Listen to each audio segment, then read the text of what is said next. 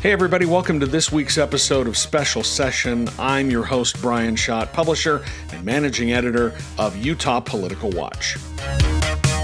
Ben McAdams made it official on Tuesday night. He's the Democratic nominee in Utah's 1st Congressional District, winning the primary with more than 50% of the vote and setting up a November showdown with Republican Riley Owen. McAdams joins the show to talk about his win, the stunning ouster of Senate President Stuart Adams, and what the next 5 months will look like on the campaign trail. He also breaks down the data center debate and why voters were smart enough to see the difference between the Stratos mess and his own work with a clean energy project in southern Utah. He talks about why voter anger is real, and he lays out the issues he'll be running on: housing affordability, being a check on Donald Trump, immigration, the Great Salt Lake, and protecting Utah's public lands. Plus, we talk about the results from Tuesday night's primary elections, why Stuart Adams lost, and how that might have other candidates up for election freaked out, and what's next for Phil Lyman after the absolute beatdown Celeste Malloy unleashed on him in the primary. If you're not already subscribed to the show, please do it right now and rate us and leave a review while you're at it. That's the single best way to help more people find the show. Every single review matters. Also, this program runs on reader support. No corporate money, no advertisers, just people who believe independent accountability journalism matters. You can subscribe to our newsletter or become a paying subscriber or just throw a couple bucks in the tip jar on our website, utahpolitics.news. It makes a real difference.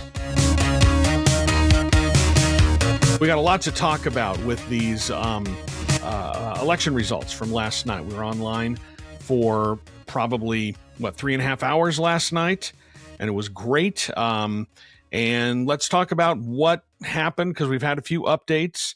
It does look like Brady Brammer's going to hang on in his primary election, which is surprising, given that he was ahead by about 1,000 votes last night. He increased his lead to almost 2,000 votes.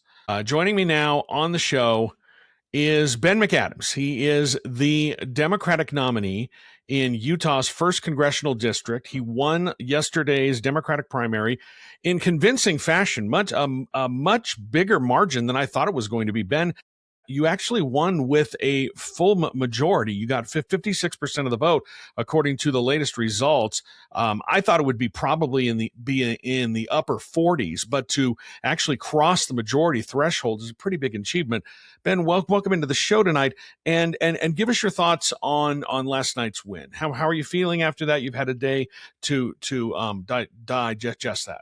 Well, thank you. Thanks for having me on. It's great to be with you. Yeah, we felt really, really good about it. You know, this is how campaigns work. We worked hard. We had, dozens of volunteers out, even on election day, just talking to voters. So, at the end of the day, campaigning means connecting directly with voters. You can only do so much on social media. At the end of the day, you got to get out there, knock on doors, host events, get out there at festivals, and just talk to voters. And so we were doing that, the night before election. I was out knocking doors until 9 p.m. We had volunteers all day on election day out there talking to voters, and we were feeling pretty good then. The vibe, when I was knocking doors in Murray on the night before the election, and the vibe was just really good. People were responding well to the message. They had, it was clear that we had done the work, built the foundation, and it was just a matter of bringing it home. One of the things that really struck me last night is there was a backlash from voters, mostly over the data center. We saw Stuart Adams lose his position, and I think the big reason of that is he became the face of the Stratos data center. We saw the 2 Box Elder County commissioners who voted to approve that. They also have lost their reelection bids. This was an issue in your campaign a little bit, but it didn't seem to have as much traction as it did in those races. Do you think that that's because it wasn't exactly the same issue? You came under fire for having some financial interests in some data center projects, but it wasn't actually, tied to this whole Stratos center. Yeah, look, I think voters are smart. They're smarter than a lot of times politicians give them credit for. They don't like backroom deals. And what happened in Box Elder was very clearly a backroom deal, that was trying to ram something through, telling the voters that the people that they had no business even caring about that. It stunk, right? And I was very clear. I posed what happened in Box Elder. That data center was wrong on every account, starting with the process, but also with the fossil fuels that they were using, the pollution, the water, all of those things. It was just a bad deal. And I told voters my project was very different. A couple of years ago, my firm was retained by a project in southern Utah, not in the Great Salt Lake watershed, and they wanted to be a good actor. They said, "We know that if we're doing this, we want to do it responsibly. We need to have clean energy." And so my firm does some clean energy advising, and so we had worked with this data center to help them develop a clean energy plan. That data center, first of all, is not in the Great Salt Lake watershed. It is a zero water use facility, and they're using renewable energy. And I think the other thing that's important about that project is they spent 6 years going through the public process and going through the front door and very transparent about it. So, that I think voters are smart enough to recognize the difference, that they know a bad deal when they see it. And look, data centers it is the technology infrastructure of the future. If I could stop it, I think we all would. But the fact of the matter is, this is the technology infrastructure of the future. Let's make sure that we're stopping the bad actors and we're creating pathways for the good ones to do it the right way. You've been in politics. You've been up on the legislature. You were elected Salt Lake County mayor. When you see a politician like Stuart Adams, one of the most powerful people in the state, lose his reelection bid, does that put people, your colleagues, on notice? Do you think that the other Republicans are going to see that and sort of start treading lightly as they are now going on the ballot in November, now that we're past the primary? Democracy works best if every politician has to fear for their reelection and work hard to earn it. And that's one of the things about being a Democrat in Utah. You can never take an election for granted. You have to earn it. You have to get out there and talk to voters. You have to listen. But I think our Utah GOP has just gotten fat and lazy. That they have, through gerrymandering and they've really rigged the system so they are completely unaccountable to the voters. And what they're seeing now, the voters are waking up and they're realizing that they are not serving their interest. And so this was a very clear signal that if you don't listen to us, if you don't respond to what we want, we will find ways to hold you accountable. And they held their elected officials accountable at the ballot box. These were Republicans voting out Republicans. And like I said, that's what's healthy for democracy, is that every politician, myself included, should know that you can't insulate yourself from power by rigging the elections and drawing the boundaries, that you have to work for it. You have to get out there and talk to the voters and listen to them and keep your finger on the pulse. And that's what I've always had to do. When you were out on the campaign trail, and this is the last thing I'm going to ask about last night's results, and we can start to look forward to November. But when you're out on the campaign trail, I spoke with a lot of other candidates during this cycle, and they said that one of the things that really struck them is voters are angry. They're angry about the way things are happening. I think we did see this with the Stratos data center. I think one of the things that really hurt Stuart Adams in that is the way that the process went down, more so than the actual issue, the fact that it was just rushed through and done behind closed doors. Is voter anger something that you encountered when you were out on the campaign trail and talking with people trying to convince them to cast a ballot for you? Voters are really upset, and they have every right to be. They're waking up to the fact that the system is rigged, that rich and powerful people are running up the tab for their own benefit, and then walking away and leaving the rest of us to pick up the bill. And it's disgusting, and they're waking up to it. They're super angry, and they have every right to be angry. They want to. They want a system that works for them, and they know that it doesn't. They're working 2 jobs and a side hustle, and they're still running up credit card debt and falling behind. And so, of course, voters are angry. I'll tell you something that was different maybe in my race, though. Early on, Brian, we had an interview. I know you interviewed all of the candidates at the time, and you asked, if I was going to participate in the convention process. I had the signatures. I could have just ignored that process. And I decided, this is what elections are about. It's the refiner's fire. You go in, and that process of talking to voters and listening to voters is important. And for that reason, I was committed to going through the convention process. And, you see kind of the front-running candidate like myself, or you see, Governor Cox has lost at convention, Blake Moore lost at convention, and what we did through that convention process is we invited delegates. They came to my home. We probably had 300 to 400 delegates coming into my home, 15, 20 people at a time, and we would sit and talk for 2 or 3 hours about the issues. And the one thing I think that can dispel anger is knowing that they have a direct pipeline to the person who wants to represent them. And that process, I would chalk up that process of me actually engaging with the voters and listening to them, talking to them, hearing their concerns, telling them my ideas. That is why, I got 49% of the convention. Liban Mohammed and myself both came through convention under the rules. If we didn't have the signature path, there would have been 2 candidates in this primary, and I would have been one of them. And I think it's because, we did the hard work of talking to voters, and that paid dividends not only at convention and with the success that I saw at convention, but then going out on the campaign trail, because I had already been listening to voters and was attuned to what they were concerned about, and was able to take that onto their doorsteps and really, I think, have a message that resonated.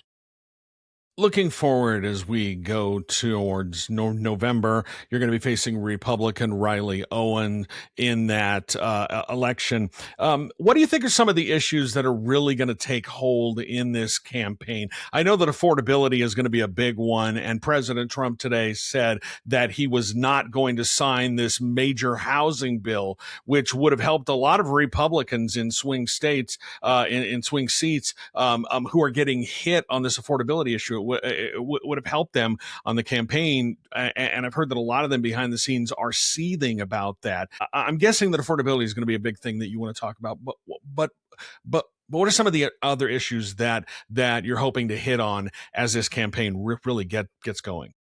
Yeah, well, first going to the housing issue that President Trump is, the American people don't like to be a hostage in a hostage crisis. They don't want, and they see what Donald Trump's trying to do. He's trying to pass the SAVE Act or whatever it's called that will give them more tools to mess with our elections. And they're using, he's using affordability not as a, hey, we're going to come in and solve it, but he's using it as a tool to, in a hostage crisis to try and leverage Republican senators. And it's wrong. The American people don't want to be a hostage in a hostage crisis. So affordability is going to be a top of the agenda. That is why people are mad, because they are working harder than ever and they still can't afford the rent, can't afford to put food on the table. And they just look, hard work should mean stability and prosperity and the ability to live a comfortable life. And that's not the case. So absolutely, we're going to talk about that. I'm going to be talking about, holding Donald Trump accountable. He is, dismantling our democracy, and we need Congress to be a separate branch of government that will be a check on his power and get back to the way that the Constitution intended it. That this isn't Republican Democrat. This is legislative branch and executive branch, and there needs to be a healthy interplay between these branches of government. So being a check on his power. Immigration reform is something that's been a front burner issue here. We're going to be talking about that and providing, now that the detention center seems to be gone away for now, but we still have a broken immigration system that Donald Trump has abused.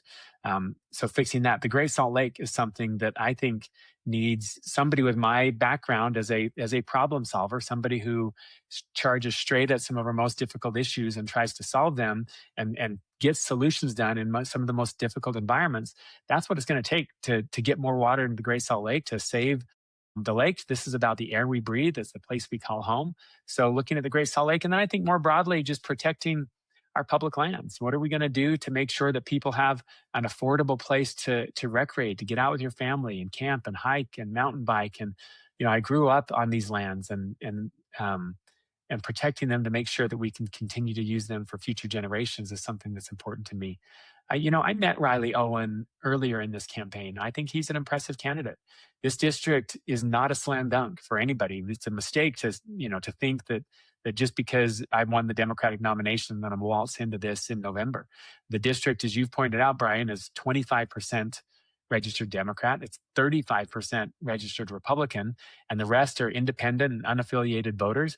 nobody's going to win this election unless they can build a coalition that crosses party lines that's bigger than any individual party. I think that's healthy for democracy, because anybody who wants to win this election is going to have to listen to the voters, take their case directly to them, and earn their trust. Well, Ben McAdams, I appreciate your flexibility. We had some technical issues. I appreciate having you on board, and we look forward to talking to you as the campaign goes on. Thank you Thanks, for Brian. your time. Thank you. Okay, that's Ben McAdams, the nominee. He is the nominee in Utah's 1st Congressional District. I want to know what you're thinking about the election results now that you've had about 24 hours to marinate on them. I have had 24 hours to marinate on them, and I've got some thoughts going forward, but I want to hear what you think now that, you've had a chance to sit with all of this. As we know, Stuart Adams has been defeated. He is the first sitting Senate president to lose since Steve Polton was defeated by Patrice Arent, a Democrat, in 2002. It's been a long time since you've had a sitting Senate president lose their reelection bid. So that's significant in and of itself, but I have some thoughts about probably why he lost. A lot of it, I think, is the Stratos data center, but maybe not for the reason that you think. We've had a couple of updates, as I said, coming into the show tonight. It looks like Senator Brady Brammer in Senate District 21 will hang on. A very tough challenge for him, but it does look like he is going to hang on to that seat. We did have an update on those results, and he increased his lead over Kelly Smith. Those came out just after 5 o'clock this evening. In fact, I'll bring up the results here. In the Utah County election results, as you can see right here, Republican for Senate District 21, Brady Brammer has increased his lead over Kelly Smith by about 2,000 votes right now. So it looks like he's going to hang on to that seat and fend off that challenge from Kelly Smith. But as we look ahead, I'm suspecting that a lot of the Republicans up in the legislature are pretty freaked out about what happened last night. Stuart Adams just does not lose an election like that, all of a sudden. I'm expecting people are going to start treading very lightly as they look forward towards their reelection bids in November. But there's also a lot of relief. Like I said, it only took a matter of hours before people in the close to the Republicans in the Senate started calling me to talk about what happened, to just dish, I can't really say who it was, but the sense of those conversations that I got is there is some relief that Stuart Adams is gone. He was not well liked among his fellow Republicans in the Senate because he ran that caucus pretty much like with an iron fist. He ran that caucus with an iron fist. He bullied everybody to get what he wanted. And, he was powerful enough, had a lot of financial resources that what he wanted, he got. And everybody else had to pretty much bow to his whim. But now that he's gone, all of that power is gone as well. And so now people are willing to talk about Stuart Adams. Like I said in last night's live stream, somebody said to me, we were having this conversation a number of months ago and talking about how voters were upset, voters were angry, and why the legislature wasn't more responsive to the concerns of the voters that they were hearing. And this person told me that until people in the legislature, both the House and the Senate, but people in the legislature are more scared of their voters than they are of Stuart Adams, things are not going to change. Well, I think people are now a little more scared of their voters heading into November, and generally that's kind of a good thing. I think one of the reasons why Stuart Adams lost, I think one of the main reasons he lost, the biggest reason is the Stratos data center. And I think people are concerned about the impact that data center is going to have on the quality of life here in Utah. I think people are upset about, the water use, the size of the project, but I was having a conversation with someone today, and they said, yeah, those are all factors. But when you boils down to it, the biggest thing that really hurt Adams was the process where they rushed this thing through and did it away from public view. But that's, Adams has thought he was so untouchable that he was able to do whatever he wanted. And he thought that, he was going to be able to do this because he thought it was a good idea. It was economic development, and he was on board with this. But I think the process is one of the things that really hurt him more than anything. I'll be fascinated to see, if the remaining members of the Senate moderate how they approach their elections as we get closer to November. One other update, it does look like Susan Lee, Trevor Lee's mom, we know that the Representative Trevor Lee lost last night, lost his reelection bid. It does look like Susan Lee is at least on track to becoming the Republican nominee in Davis County. She was behind slightly heading into this morning after the last results released last night, but then we got an update today, and it does look like Susan Lee is now heading, at least in the lead. That flips. She now has just under 51% of the vote. She is leading Lorene Kamalou by maybe 600 votes or something like that. So a very, very close election, but it does look like Susan Lee does have the inside track as Trevor Lee's mother to become the Republican nominee in the Davis County Commissioner District B. I wrote a story today basically going down the winners and the losers for all of the elections. And we talked about Stuart Adams, MIDA, the MIDA process that approved the Stratos data center, blew up in his face spectacularly, and he didn't know how to minimize the damage. And part of the problem is Stuart Adams is a perfect product of the caucus and convention system. Adams, when he was first elected to the House, was elected in a special election that was voted on by delegates. There was an opening in the House, and he won that seat. He won a re-election, didn't have to face a primary, and then decided not to run again.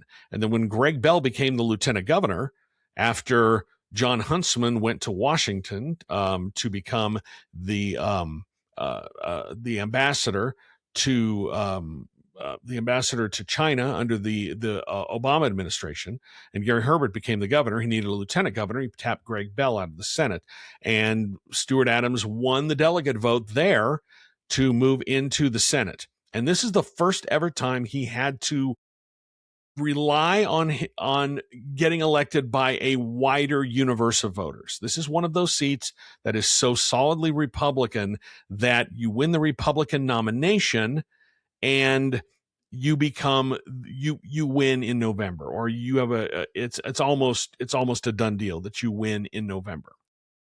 And this is the first time that he has had to make his reelection bid to people other than the delegates, a wider universe of Republican voters. First time ever. His campaign was not built for that. His campaign was terrible. Everybody I talked to said that it was one of the worst campaigns that they've seen. All of the awful AI-generated stuff, all of that. It was just horrid. And Adams' campaign was not built for this. He wasn't built for this as a candidate. He's used to having to win with a limited number of delegates.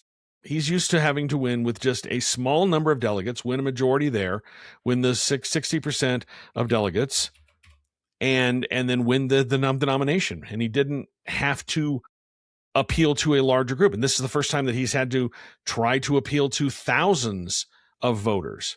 Because if you look at what happened at the state convention this year, he got, you know how many people voted in the third and final round of his election? There were 4 Republicans in the election to start off, him, Stephanie Hollis, Braden Hess, and Jennifer Garner. They had to go through 4 rounds. And in the 4th round, Adams got 54.8%, which was 85 votes. That's it. and heads got 70.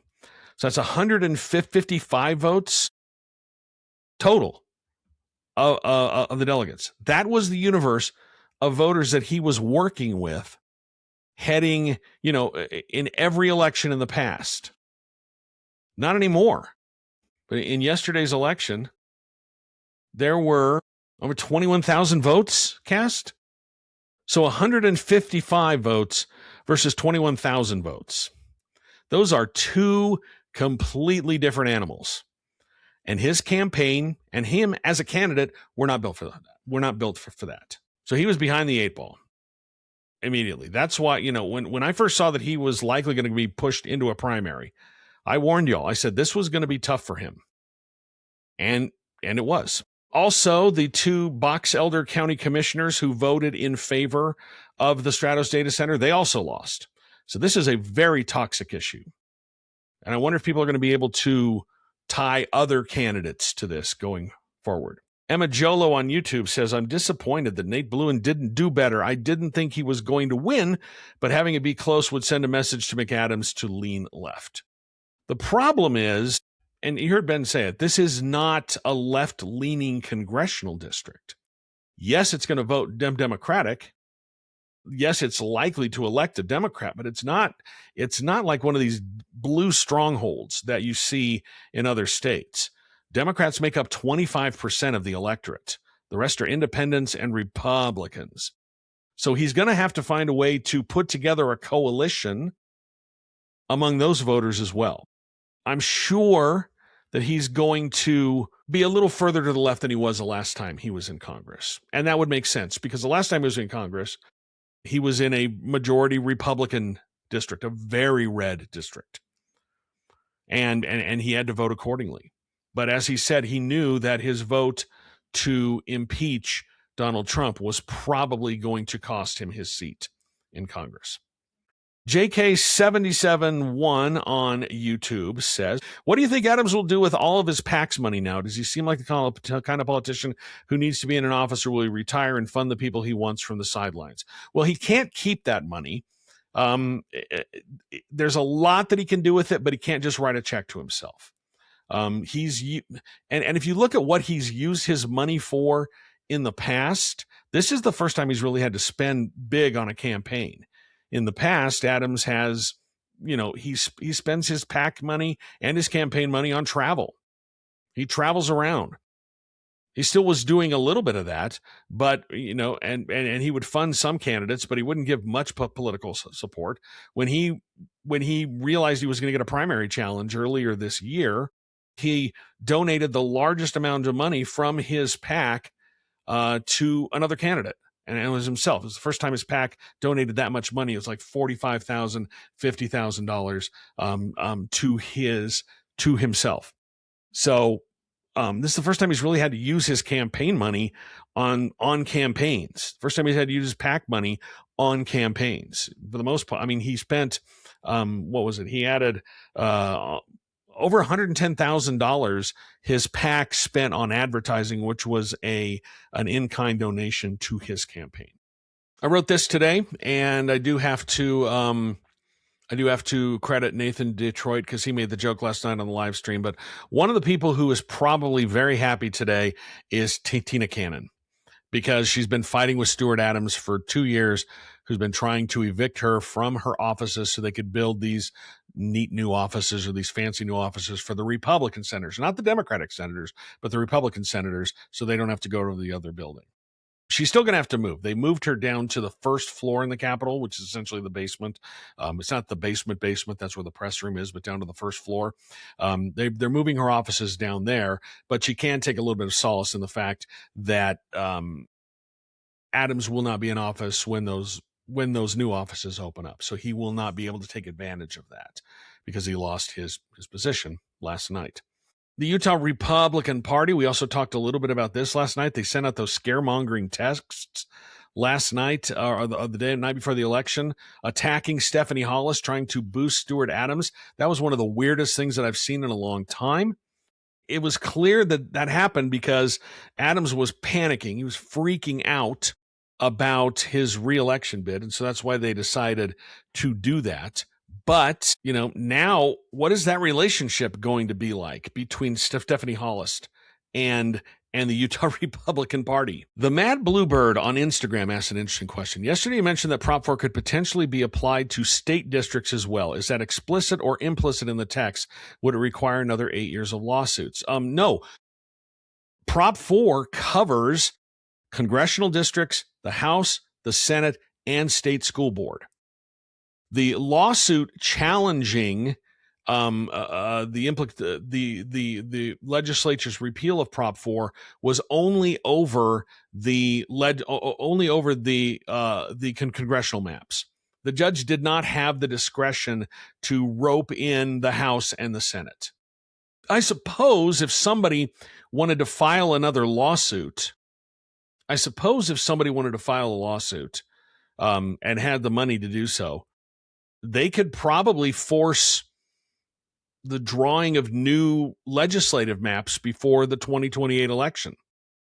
A lot of these issues have already been litigated, depending on what the legislature does with the proposed constitutional amendment that they're talking about to, give them the power to overturn and repeal any of these citizen-backed initiatives, which is what they got in trouble for in the first place. That's why the Utah Supreme Court ruled the way that they did, and that's why they decided to pack the court, because they were upset that the Utah Supreme Court slapped them down on that. So it's possible, if somebody wanted to sue, if Prop 4 does stand in its current form, when they draw new districts in 2031, they're going to have to follow the rules of Prop 4, and that means they can't use partisan data, and they can't consider where incumbents live, and they can't split up communities. And so instead of, Republicans and incumbents drawing themselves safe seats, it's going to be completely up to this independent commission. So that's what would happen with Prop 4. So yeah, it works for all. It works for all parts of the redistricting process. It's not just the congressional districts. The thing is that the lawsuit was just over the congressional districts and not anything else. If you go on some of the very conservative Republican Facebook pages today, as I tend to do, noticed that they're pretty mad that the signature gathering path still exists, and that there are at least 5-6 big races where the winner in yesterday's primary vote would have been eliminated at convention. Stephanie Hollis would have been eliminated at convention if she had not gathered signatures. Blake Moore would have been eliminated at convention, and you would be looking at Congresswoman Carrie Ann Lisenby, most likely in November, but Blake Moore was able to gather signatures. In Senate District 13, that's the race to replace Nate Bluen, Democrat Sylvia Catton. She lost a convention, but she was able to gather signatures, survive to the primary, and then win the nomination. HD 29, Republican Sheldon Birch. That is the race to replace Bridger Bolander. He would have been eliminated at convention, but he gathered signatures and ended up defeating Alexis Wheeler, who was the convention winner. HD 38, that's to replace Cheryl Acton.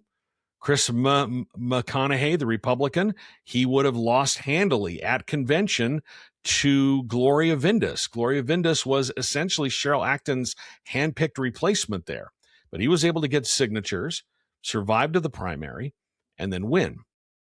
We also saw that in State School Board 11, Republican Tracy Nuttall would have lost a convention, but ended up getting signatures and surviving to the primary, which is the reason why SB 54 was put in place in the first place.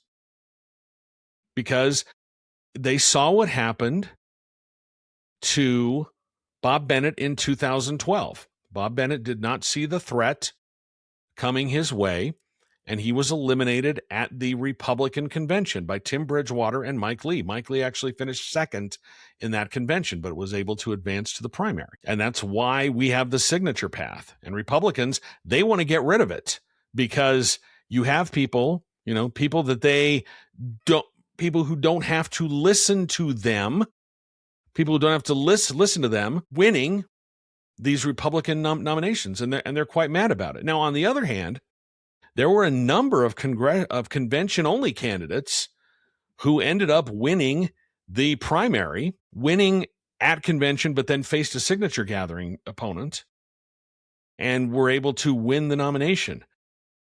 In SD 18, Doug Fia, who ousted Dan McCabe, everybody in that race was convention only. Brady Brammer, convention only. Looks like he's going to hang on. HD 14 Republican John Taylor, convention only. He's going to probably hang on there. Jordan Tusher, we don't have an update from Salt Lake County today. That one is still a very close race, probably within 250 votes. I've heard there's several thousand votes still outstanding to be counted in Salt Lake County. We don't know where they are, so it'd be hard to make any assumptions as to what that might do for this race. But when you're still within 250 votes, that's still a very, very tight race. But Jordan Tusher was convention only. J.R. Bird in HD 67, convention only. He ends up advancing. And in HD 69, Logan Monson. There were a few others who won at convention, but they had filed to collect signatures initially. Kiki and the Cats on TikTok asks, is Cullimore going to be the new Senate president? You know what? I don't know. Rushforth for Utah replied and said he's the majority leader in the Senate, which means he's a likely successor, but not so fast. Because if you look at it, there's a base of support. The backstory is you had the leadership team 2 years ago, before the 2024 election, with Stuart Adams as president, Evan Vickers as majority leader. You had Don Ipson as, I believe he was the majority whip, and Ann Milner was the assistant majority whip. That was the leadership team. And then those three got ousted because they got crossways with Adams. And there's a lot of people in that caucus who are not fans of McAdams. Of Adams. They're probably not fans of McAdams either because he's a Democrat. But there's a lot of people in that caucus who are not fans of Adams and are happy that he's gone. So you're probably going to see different factions come into play. Plus, you're going to have a bunch of brand new senators. So it's not certain that Cullimore is going to be the Senate president. I'm sure he wants to run, but I wouldn't be surprised if Evan Vickers decides to run. I wouldn't be surprised if you see other people get involved in that race. You know, I'd love to see Todd Weiler get that. I've always Todd Weiler. I mean, he's a bit of a troll, and I don't know if he would want the job, but I've always enjoyed the way that he has operated up on the Hill. I think it'd be interesting to see him in a leadership position. I have no idea if he would do that. Keegan the Cat says, I'd ask for a recount in the Davis County Commissioner race if I were Kamalu. I think they may have to have one. I think if it's within 1%, I'll have to look up the actual numbers. But if Susan Lee is the nominee in that Davis County Commissioner seat, she is going to be facing an independent candidate. He just jumped into that race, and he's a former county commissioner. Brent Milburn is the independent candidate, the unaffiliated candidate. It's hard for unaffiliated candidates to win those races, but maybe because as we've seen, at least with Trevor Lee, the Lee name was toxic up there. I don't know if his mother is going to suffer the same problem. The people I talked to up there said there really wasn't a lot of enthusiasm for her candidacy. Utah Grit says on Instagram, and I agree with this, when a legislative supermajority stops listening to the people, a ballot initiative becomes one of the few ways citizens can make their voices heard. And that's why they've made it so hard to put ballot initiatives on the ballot. And they made some changes this year. One of the things, it's a constitutional amendment that everybody's going to get a chance to vote on that says if the ballot initiative has a tax increase in it, You won't need 50% plus one to pass it. It needs to pass with a 60% majority. And the way that it's written, it's so vague that anything can be construed as a tax increase. They've already changed the process where you have to, if it raises taxes, you have to, the new law that was just passed said that if it raises taxes or if it's going to cost money, you have to show in the budget where you're going to cut to pay for it, which really just makes the process incredibly onerous on people who want to try to run that. The legislature was not happy that 3 ballot initiatives passed in 2018. Prop 4, the anti-gerrymandering, there was a medical cannabis, and there was the Medicaid expansion. And they changed all of them. The only one that got challenged in court was Prop 4. That's one of the ways that the people can make their voices heard. And that's why the legislature has tried to change that. They try to do that as much as possible. I mean, they're trying to limit it as much, they're trying to limit the opportunity for the public at large. They don't spend as much time considering these bills as they do up in the legislature in the 30 some odd days they're up on the Hill. Anyway, let's talk a little bit about Phil Lyman. I did write an analysis piece earlier this week that laid out a path that Phil Lyman could defeat Celeste Malloy. He needed to overperform. He needed to activate his base of voters along the eastern side of the state and around San Juan County and the Canyonlands and that. And he did not. He did not do that. Phil Lyman got beat like a drum.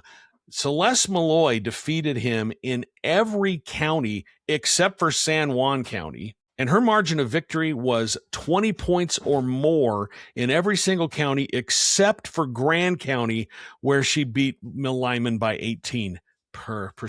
And honestly, I probably should have seen that coming. Because as I mentioned on a previous live stream, his campaign was not operating like a campaign was supposed to. And he didn't do the things that a campaign was supposed to.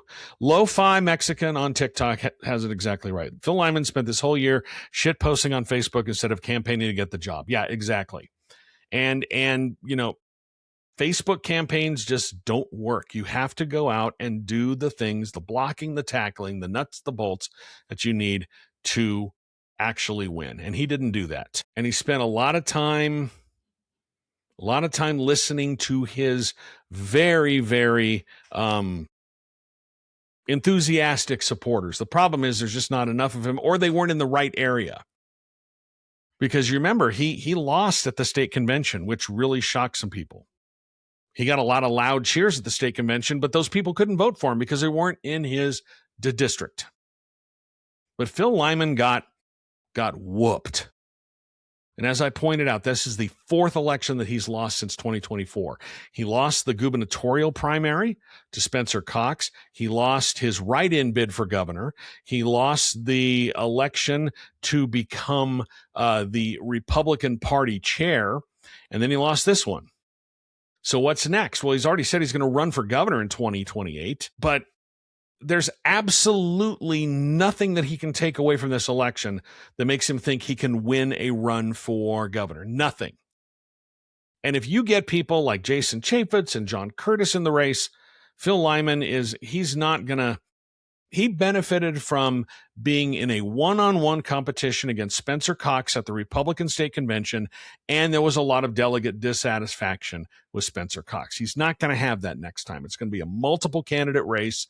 He's not going to be the only alternative in town, and I just don't know where he goes from here. But he got beat bad. Like, that was a drubbing.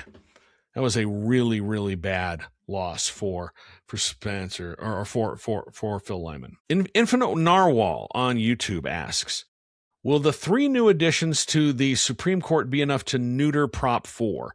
Depending on if they bring it back up to the Utah Supreme Court. They've already ruled that the legislature overstepped their bounds by when they repealed Prop 4. They ruled that the legislature overstepped their constitutional authority. They weren't allowed to do that. And so that is precedent. That has been decided.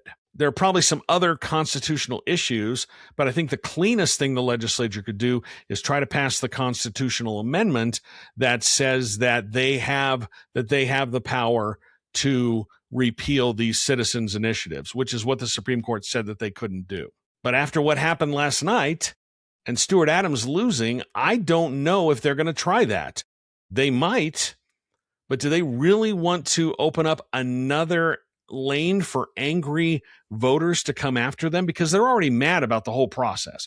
They're mad about the process with the data center. There is this perception that they don't listen to voters. There's a perception that they're making decisions outside of the view of the voters, which they are doing that. They're doing everything in closed caucuses up on the Hill. They make all their decisions behind closed doors. So do they want to risk upsetting voters more? If they're smart, they'll probably not do that and wait until 2028 because they still have time. They still have time to try to do that. Faith on Instagram says precedent is just vibes these days. True. Exactly. Rushforth says Adams was an essential driving force behind the Prop 4 repeal. Oh yeah, you could tell the way that he would throw a fit when voters did something he didn't like. That was very telling. And I don't know what his future is. I've heard people say that they're going to try and make it so that he is forced off of the MITA board, which would probably be the final indignity for him. The MITA board is his baby. Is so hard up at the legislature to make any changes to MITA because everybody knew MITA is Adams' baby and you don't touch that. But he's not going to be in office anymore. That doesn't preclude him from being on the MITA board, but also Jerry Stevenson, who's not going to be in office anymore. He's still on the MITA board. If they wanted to do something good PR-wise, they would probably ask him to step down. I don't know if he would do that. But I think this is going to lead to a lot of changes in the Senate. Because Adams has been, that's been his personal little kingdom for years. And people who benefited from from him being in charge are now suddenly exposed. He can't protect them going forward. Hopefully we're going to get some more results tomorrow. We're still waiting for some of the stuff in Salt Lake County. There are some of the races in that county that we are still waiting to see where that is going to end up. There's a couple of races that I think are still fairly close. Most of the stuff is done. But that's one of the ones we're waiting for an update on. Wendy Davis, Andrew Stoddard race. That one's like within 100 and some votes, 98 votes. Maybe there's enough votes still outstanding there. I'll be interested to see if that happens. According to Salt Lake County clerks, if they're going to update, it'll be tomorrow after 5 p.m. Jordan Tusher and Scott Stevenson, that one is still 250 vote margin there with Tusher hanging on, so that one's still tight. Utah Grad says, which races are still close and can still swing? Those are probably the two big ones. There's one down in Washington County, Victor Iverson. Take a look at that one as I bring up the results here. Down in Washington County, Victor Iverson, the incumbent county commissioner, seat B, he is losing to Troy Belliston by 500 and some votes, under 500 votes, around there. That's sort of the margin there. But with the changes that the legislature made to elections, we're not going to be waiting for several weeks. Like, the votes are in, they're just waiting to count the last few the last few ballots that are outstanding, and there aren't very many of them outstanding. Nathan Detroit on Twitch says, congrats to Mexico. 3 shutout wins in the group stage, easily through to the round of 32. The way it stands right now, let's talk a little World Cup. The way it stands right now, in that round of 32, it looks like they would I'm going to pull up my little app. The BBC did a great thing where they were looking at all the permutations, and I think the way that it was standing, I'll try to look at it really fast here. This is excellent broadcasting etiquette, but the way it stands in the knockout stage, and things could still change, but it looks like Mexico will be playing Scotland on July 1st. And Mexico playing Scotland, I think, could unlock levels of alcohol consumption not previously seen on this planet. The Scots are a party. I was watching a little bit of that match tonight as Brazil just outclassed them. Brazil's so much better than they are. But I was watching a little bit of that last night, and the Scottish fans singing "Flower of Scotland," just the volume. That's why the World Cup is great. We need to have and not for nothing. 1 year from today, the Women's World Cup starts in Brazil. Nathan Detroit says, if all goes well, it will be Mexico, England in the round of 16. Yes, that's what it looks like. And for the most part, it does look like the United States is going to play Bosnia on July 2nd. And if they win that, then they would likely get the winner of Egypt and South Korea. So it's a very favorable bracket for the United States. Faith on Instagram says Brammer won for sure. His margin increased by almost 1,000 votes today. He's up by over 1,900 votes right now. I don't think that there's enough vote still unaccounted for to flip that one back to where it was. As I wrote today, I think one of the best things that happened in this is that we're having what looks to be a return to normalcy in Utah County, because Aaron Davidson has seemingly lost his bid for another term as the Utah County Clerk. And if you look just over the things that have happened with him, do you remember in 2024 when he tried to force everybody to vote in person? Because what he did was, instead of putting return postage or paying for the postage for people to send their ballots back in, he didn't do that. So he was trying to force people to vote in person because, he's an election fraud believer, conspiracy theorist. But the problem for Davidson was there are only 9 cities in Utah County that had the in-person voting center, so they didn't have enough capacity to handle that for everyone. And so they ran out of paper, they ran out of printer, they ran out of printer toner, and they had to get a plane and fly it down to Arizona to get the stuff that they needed so everybody could finish voting. That's just one of the things that happened during his tenure. If you remember, also in 2024, he was investigated by the Utah County Attorney because he was tracking how elected officials were returning their ballots. He was in an interview and just casually dropped that Mike McKell returned his ballot via mail. And everyone was like, wait, how do you know that? So they had to change the law in 2025 to say you can't access that kind of information. He also issued that open letter following the 2024 election where he said that he basically raised questions about whether Spencer Cox and Deidre Henderson qualified for the ballot, just echoing the ludicrous claims from Phil Lyman and his supporters. And then he called for Deidre Henderson's prosecution. That was all in 2024. And then earlier this year, he hired Kai Schwemmer, who's essentially, for want of a better term, a Nazi, because he wanted to have more outreach for the younger people. He's a live streamer. Because, if there's anything that young people say they want more of, it's Nazi live streamers. And that was how they were going to reach out to more of the youth. So it looks like Aaron Davidson is gone, and his tenure is over with. Corey Astle appears to have a commanding lead on that. Narcoleptic Mom on YouTube says, Trump stating he won't sign the Housing Act when it will pass anyway in 10 days minus Sunday. I understand what you're saying, because the Constitution says that when Congress passes a bill, when they present it to the president, he has 10 days to sign it or veto it, or it automatically becomes law. But there's a couple of caveats to that. One, Congress has to be in session during those 10 days, and it's possible that Mike Johnson could take them out of session, and that would allow Trump to do his pocket veto, where he just sits on the bill and doesn't do anything with it. And two, I don't think Congress has actually presented him with the bill yet. I may be wrong, but I think that's part of the coverage that I was seeing today. And Trump is holding it hostage because he wants to pass Senator Mike Lee's SAVE Act, which does not have the votes in the Senate to pass. We talked about that a little bit with Ben McAdams when he was on the show earlier.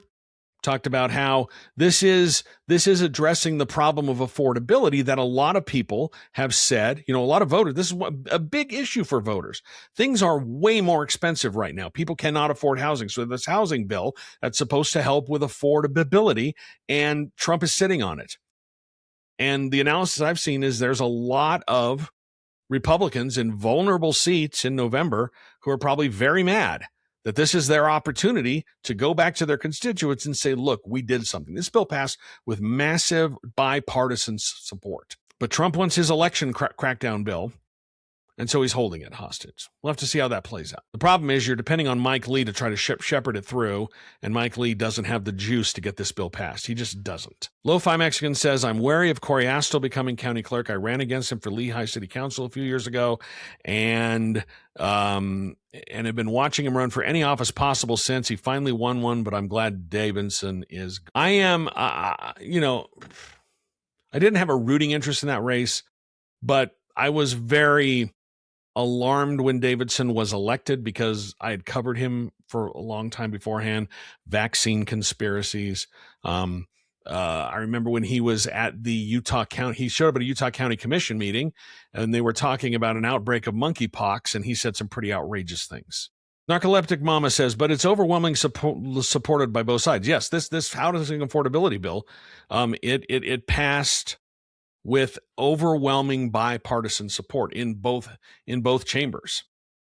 And you're starting to see some cracks. You did see the Senate pass that bill to require Trump to basically end the Iraq war. I was surprised that Mike Lee didn't vote for that because he has been a big war powers guy. I guess you're only a constitutional expert when you want to use it as a weapon against the other side, right? Nathan Detroit says, I bet they hold the bill rather than go into recess. Thune certainly isn't going to put the Senate in recess and let Trump appoint his wackos. If the House is out of session, then I guess they both have to be out of session at the same time. And, there's a lot of opposition to some of Trump's nominees, National Intelligence Director or Director of National Intelligence. Remember when Chris Stewart almost got that job? Oh, he wanted it really bad. Like he almost got it during the first Trump administration. He was a finalist. There was reporting in Bloomberg and in the New York Times that Chris Stewart was probably going to get that job. And that was until the very end when someone pointed Trump to Stewart's comments calling him our Mussolini. Somebody shivved Chris Stewart at the end to keep him from getting that job. But that was a job Chris Stewart wanted very badly. And then a year later, he resigned from Congress. Nick Campbell says, do I have any thoughts on John Taylor for HD 14? I really haven't followed that race closely. I do know that he collected signatures and won overwhelmingly at the Davis County Convention. So that tells me that he's a favorite of the delegates. Caratoon, his opponent, collected signatures, and he won pretty convincingly. That's the seat to replace Carrie Ann Lisenby. I don't know how close his politics are to Carrie Ann Lisenby, but you can make some assumptions just based on the fact that he was well liked by the delegates, won a big majority of delegates at the convention, and she had to survive through signatures. That's going to do it for this week. Big thank you to Ben McAdams for making time right after his win in the primary election. One final reminder, if you enjoyed this episode, please subscribe to the show and leave a rating and review wherever you're listening. That helps new listeners find us, and that's how we keep growing. And if you want to support independent Utah political journalism that really isn't beholden to anyone, head over to utahpolitics.news, subscribe to the newsletter, become a paying member, and help keep this thing going. Once again, thanks for listening, and we'll talk to you again next week.